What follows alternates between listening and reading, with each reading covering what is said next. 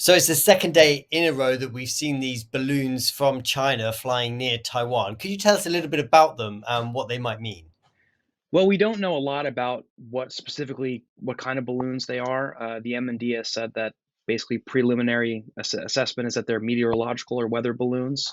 Um, but we know that the M&D has previously stated that they've tracked Chinese balloons around Taiwan back when, notoriously the Chinese balloon overflew the United States.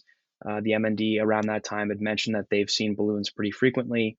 But starting on December 7th of this year is when the first time they ever shared information about specifically where the balloon was.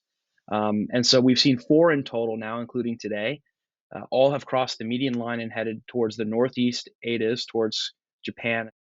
And aside from these weather balloons, we've also seen other movements around Taiwan and through the Taiwan Strait. Is it a busy period for military action around Taiwan, and what could this mean? Relative to this time last year, December 2022 was one of the busiest months on record. We've had a pretty low level of activity so far this month. In the last few months, especially, it seems like Beijing has adopted a more election conscious kind of strategy regarding its military activities. If you look at September, we had the largest ever Chinese carrier exercises in the Western Pacific. They made almost no public noise about it.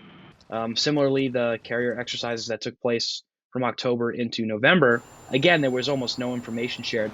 Each of those had a component that took place partially inside Taiwan's ADIS, which was definitely provocative. But it seems like the PLA has attempted to or has been pulled back a bit to try and avoid accusations of voter intimidation. And there has been a lot of talk about Chinese intimidation, Chinese grey zone warfare tactics leading up to our all important national elections in just a couple of weeks. Can you tell us what that might look like in terms of Chinese military activity around the Taiwan Strait? They could send large numbers of aircraft over the median line or into the ADIS in general. They could fly into areas they've never flown before. Um, there's a large spectrum of options for China to take aggressive action. And then when you move towards the extreme end, they could conduct military exercises, something like we saw in April of 2023 or in August of 2022 at kind of the most extreme.